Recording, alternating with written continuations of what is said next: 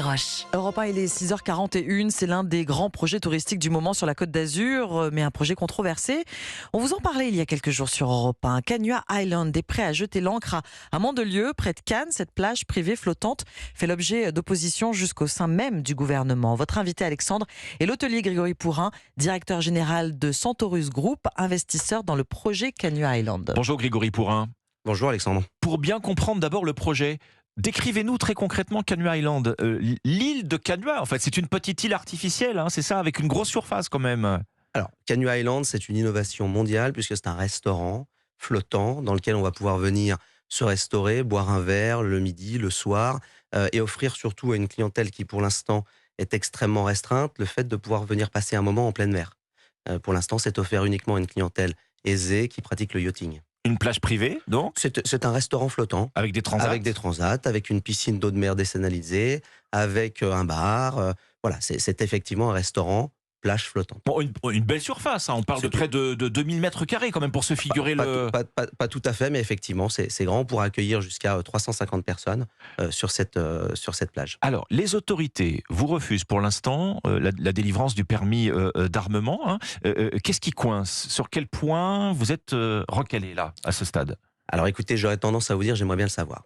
En fait, Canua a obtenu était en tout point conforme à la législation. On a d'ailleurs on a les mêmes surprises que les différents services qui ont eux-mêmes instruit, qu'ils soient des services privés dans le cadre des différentes autorisations ou publics, dans le cadre de la préfecture, qui eux-mêmes sont très surpris, puisqu'on est en tout point conforme à la réglementation.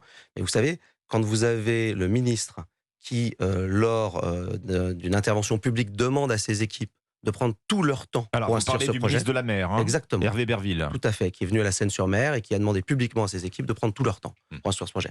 C'est insupportable quand vous êtes entrepreneur. Le ministre de la Mer qui ne mâche pas ses mots, hein, qui dit ce projet il est ni fait ni à faire.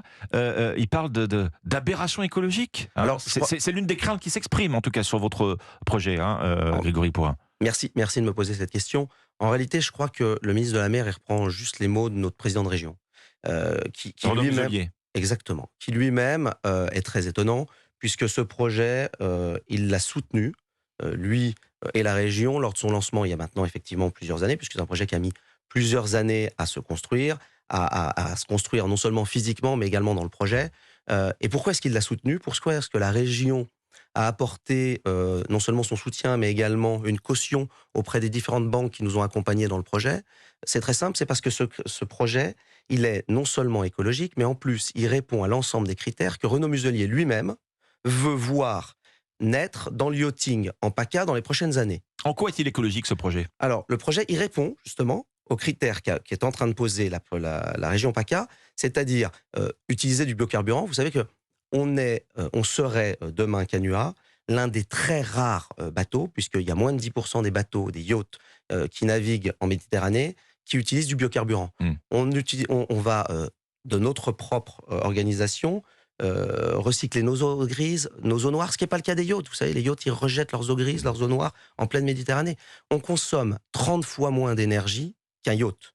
30 fois moins. Il y a quand même des associations, alors écologistes d'un côté, associations montées par des particuliers de l'autre, qui ont d'ailleurs le soutien du ministre de la Transition écologique Christophe Béchu, et qui émettent des craintes sur la protection de la faune sous-marine, de la flore sous-marine environnante en particulier. Qu'est-ce que vous répondez à cela? Alors je vous réponds que, comme on a mis plusieurs années effectivement à construire le projet, on a effectivement choisi un point aux côtés de Sébastien Leroy, le maire de Mandelieu, un point qui soit un point de mouillage, qui réponde en tout point effectivement à un lieu où il n'y a pas de posidonie, pour citer le terme exact. Et je vous réponds aussi que les associations écologiques qui ont été créées ex nihilo pour ce projet, on a été les rencontrer, on leur a expliqué, et en réalité on n'a pas vraiment d'opposition. On n'a pas vraiment d'opposition sur ces points écologiques. Donc on est face à un dogmatisme. Mais je crois qu'on est face à un président de région qui est monté un petit peu vite au créneau sur ce projet et qui se rend compte maintenant que le projet répond à tous les points écologiques. Renaud Muselier qui promet quand même, enfin qui menace, hein, de dire si vous avez le feu vert, moi je vais directement en recours au tribunal administratif, hein, pour faire barrage. Mais moi j'aimerais bien comprendre pourquoi est-ce qu'on n'aurait pas le feu vert. Donc c'est très simple. Vous savez, nous on est entrepreneurs, c'est une PME, c'est un groupe d'entrepreneurs. Tout à l'heure, vous indiquiez qu'on était investisseur. Moi, je suis investisseur à titre personnel. Avec des emplois en jeu. Avec 100 emplois. Il y a 100 emplois. Vous avez déjà embauché? Oui. Tout le monde est prêt? 20 marins, 80 personnes qui vont travailler en restauration. C'est très simple.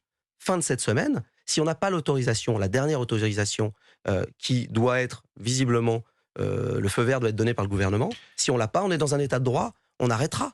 On va dire à 100 personnes, à 100 familles, qu'on ne pourra pas continuer à partir de la semaine prochaine. Alors on arrêtera, on se pose quand même la question, Grégory Pourrin, comment ce projet a-t-il pu être maturé, être assemblé jusqu'au bord de la mise à l'eau pour être bloqué maintenant, là, au bord de la mise en service? Écoutez, je vous le demande, Alexandre, quand vous avez le soutien de la région, quand la région signe en bas de la page en disant « je cautionne auprès des banques votre projet », quand vous avez la Banque publique d'investissement qui est investisseur et financeur dans le projet, quand vous êtes, on est une vingtaine d'entrepreneurs à avoir poussé ce projet, à la fois régionaux et nationaux.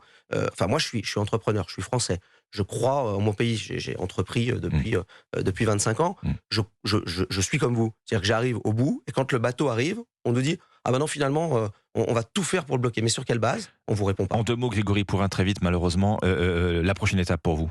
La prochaine étape, c'est simple. C'est soit le gouvernement, puisqu'a priori c'est à ce niveau-là, va se conduire comme dans un état de droit et donner cette dernière autorisation qui est normale et qui est due, dire au préfet qu'il doit la donner, soit on va licencier à la fin de la semaine. Merci Grégory Pourrin, directeur général de Centaurus Group. Vous avez donc investi dans ce projet Canua Island que vous espérez voir aboutir. Vous nous dites ce matin sur Europe 1 qu'il y a une centaine d'emplois en jeu. Merci à vous. Merci.